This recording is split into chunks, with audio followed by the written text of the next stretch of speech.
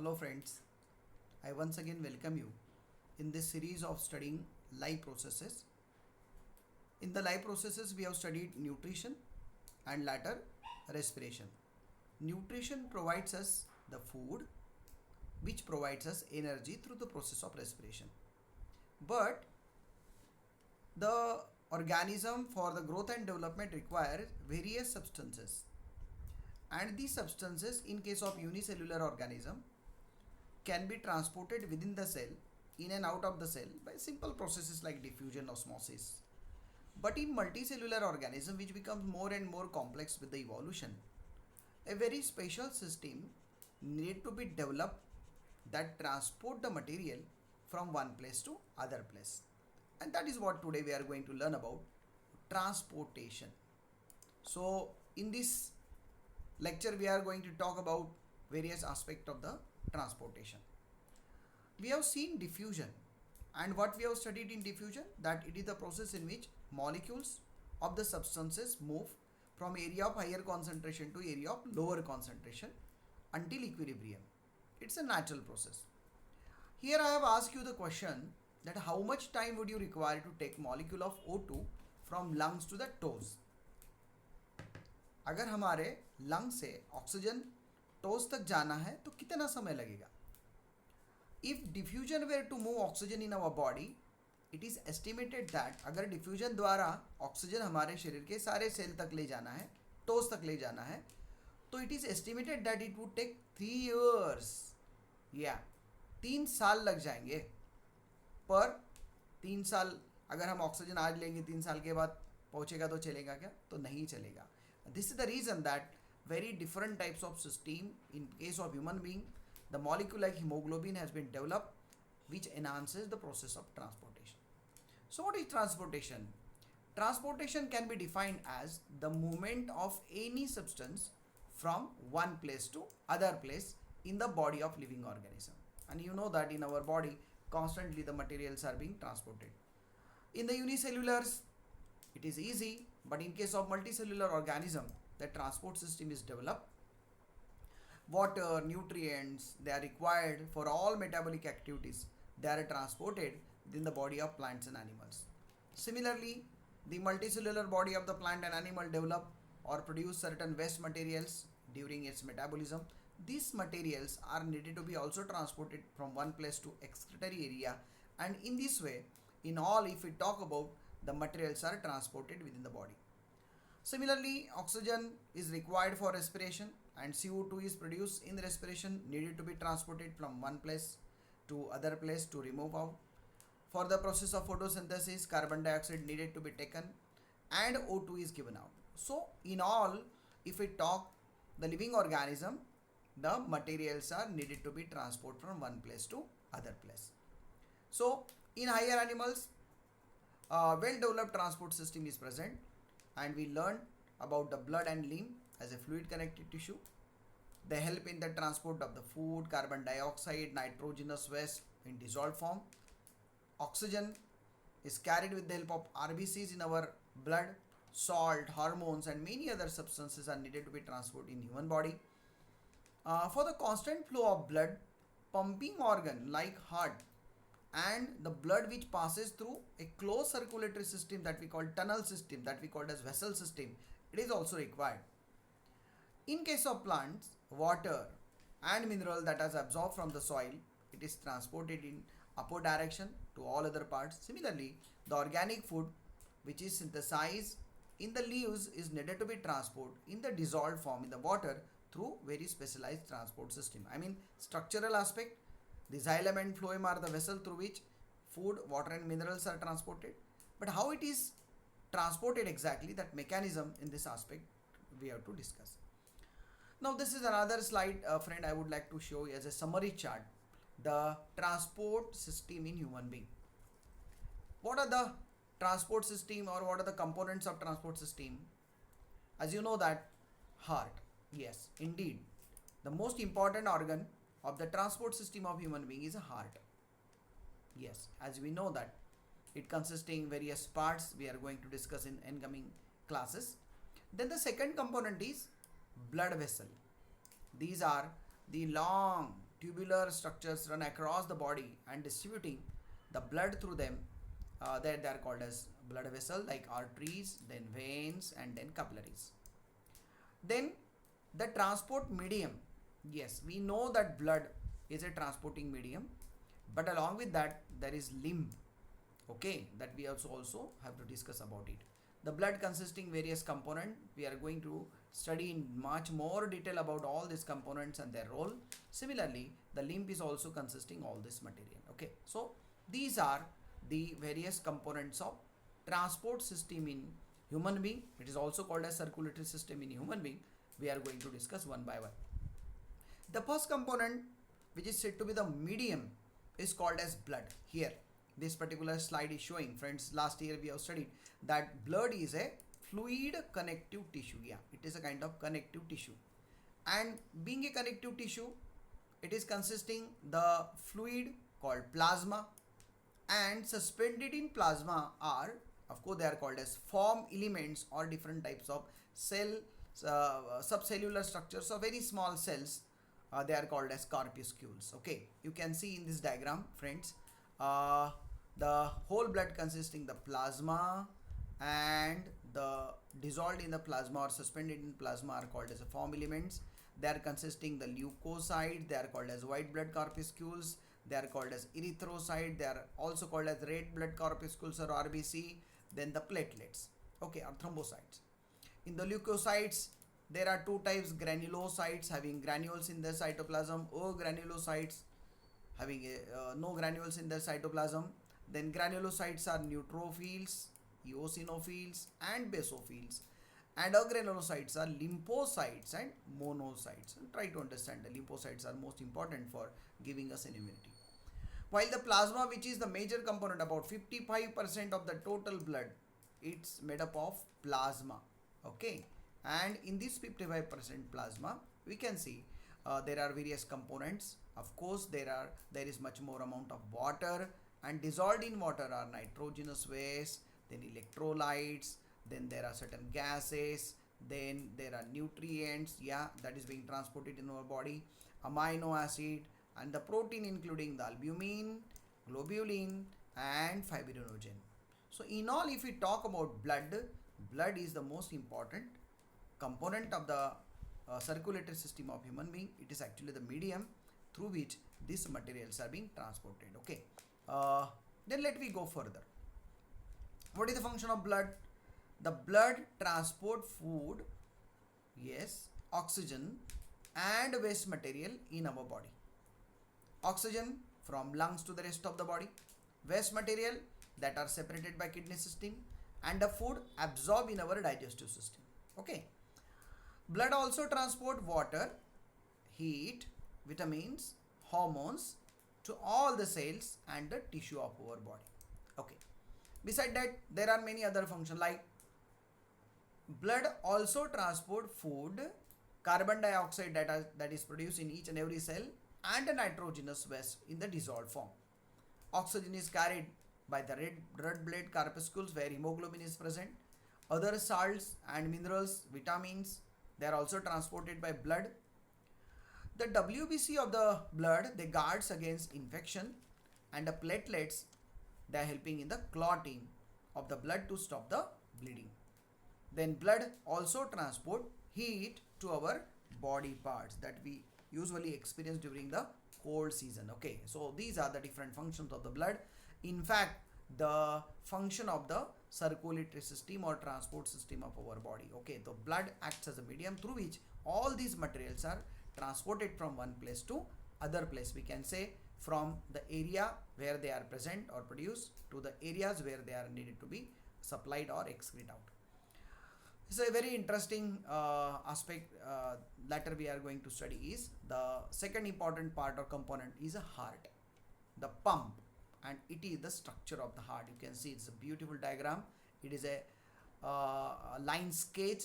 That line sketch, friends, you have to draw and practice. When the next period I will ask you, you should able to draw this beautiful diagram so that in the examination when it's often asked, we have to understand, we can understand it. Now can you, what you see, that heart, it is actually longitudinal section of the heart, and we have discussed lot many, and we have heard about lot of time, but this is the structure of the heart we are going to study in detail. The heart is actually the muscular organ. It is big as our fist.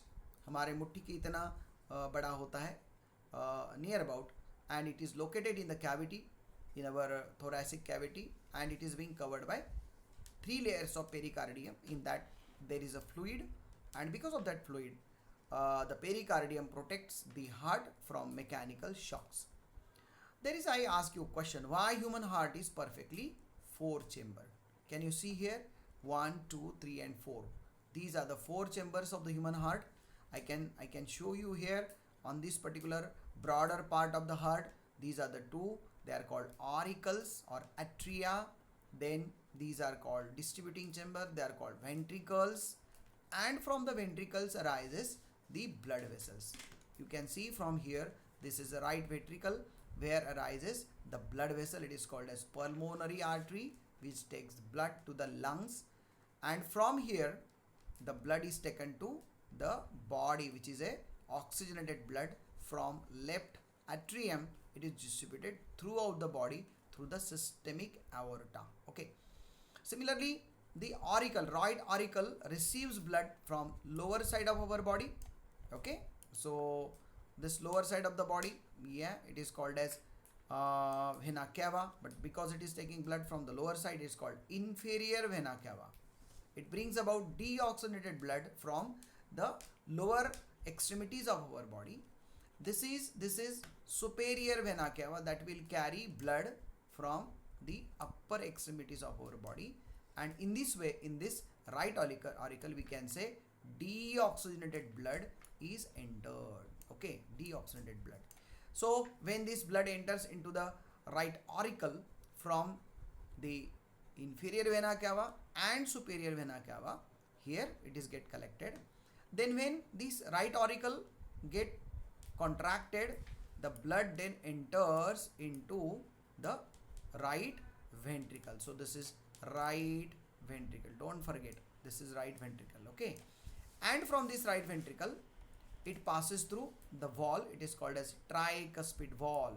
It is called tri because it is having 3 flaps or 3 cup-like structure, 1, 2 and 3, and they can open in one direction only. So blood passes from auricle to ventricle only. So when blood passes from auricle to the ventricle, this valve opens and blood enters into the ventricle. As a result, ventricle expands. Later on, when this ventricle contract, it passes blood into this blood vessel. It is called as pulmonary artery. Yeah, it carries the blood to our lungs for oxygenation. It is called as pulmonary artery. Yeah, any blood vessel that carries blood from heart to the other part is called as pulmonary, or sorry, artery, and because it is taking blood to the lungs, it is called as pulmonary artery. Okay, so blood enters to the pulmonary artery for oxygenation. After getting oxygenated, then blood from lungs enter to this particular is called as left auricle. It is left auricle, and it receives oxygenated blood from 2 pairs of veins. They are called as pulmonary veins. Actually, these are pulmonary vein. You can see pulmonary vein. Here it is 1 pair, and here actually there are 2 opening. One is here, means 1 pair of opening, and the blood from right, you can see from right lobe of lung, it is carried to the left auricle. Yeah, I have shown you from here the blood is carried. Similarly, from here blood is then carried, and in this way from right and left lobes of the lung, the oxygenated blood enters into this left auricle. Once it enters, then blood push to the corresponding left ventricle, okay, through this valve. It is called as bicuspid valve. It's very important to understand. It's called bicuspid valve. Okay, and once this bicuspid valve open and blood allows single entry, that it goes here.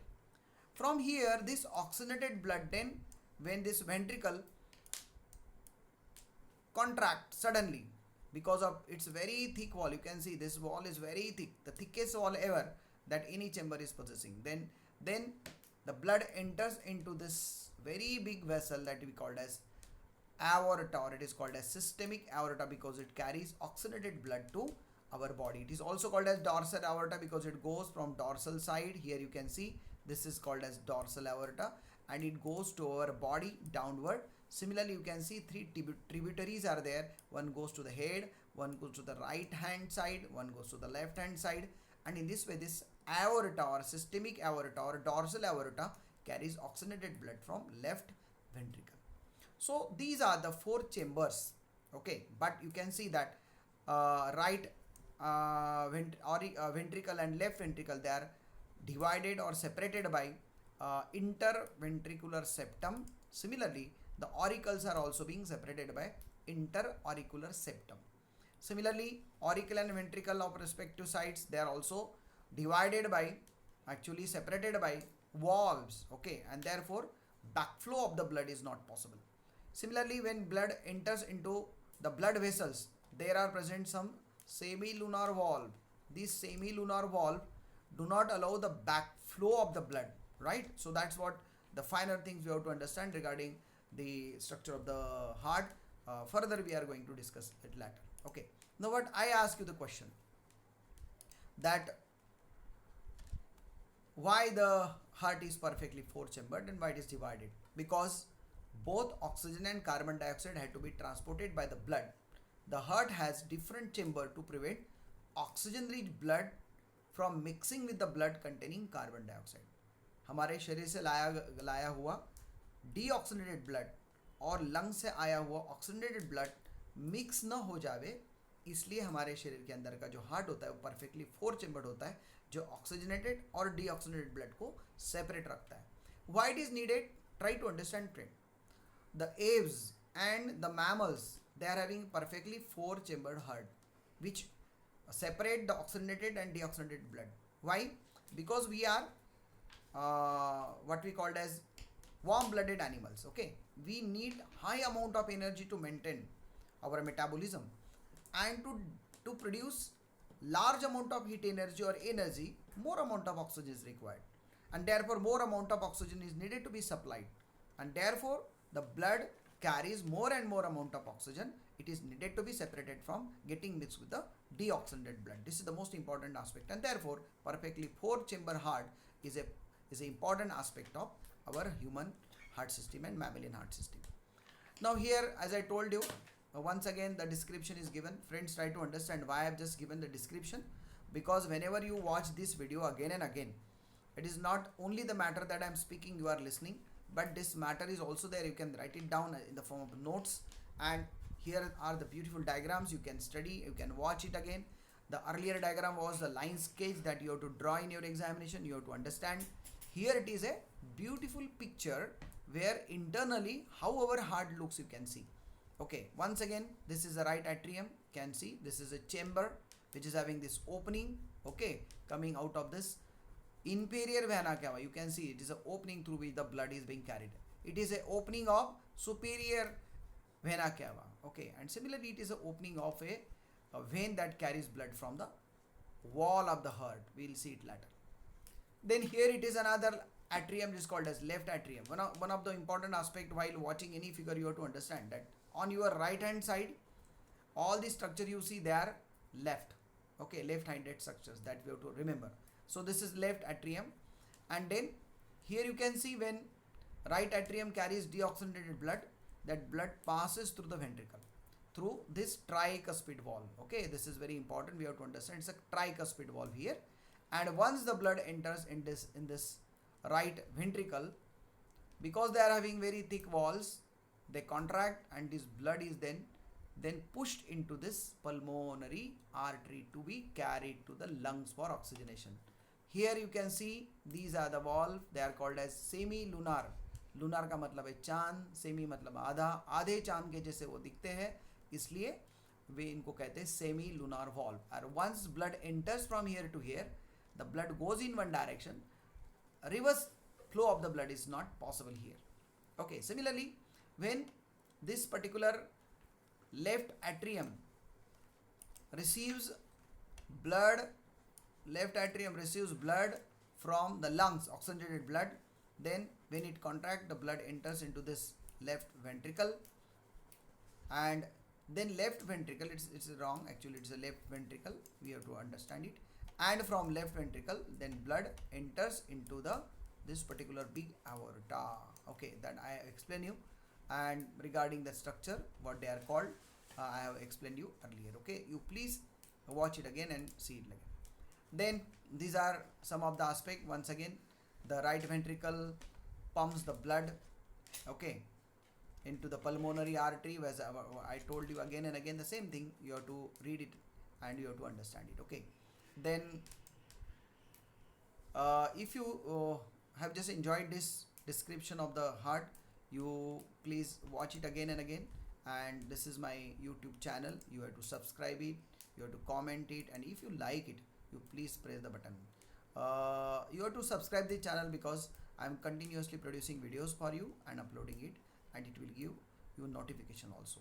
So with this, I hope you would have enjoyed understanding of the structure of the heart. I only request you, you please try to draw this diagram, that line sketch of the heart, again and again, so that you become perfect. So that we'll once again meet, and if you are having any query, you can discuss about it. With this, I conclude today. Thank you very much. Goodbye.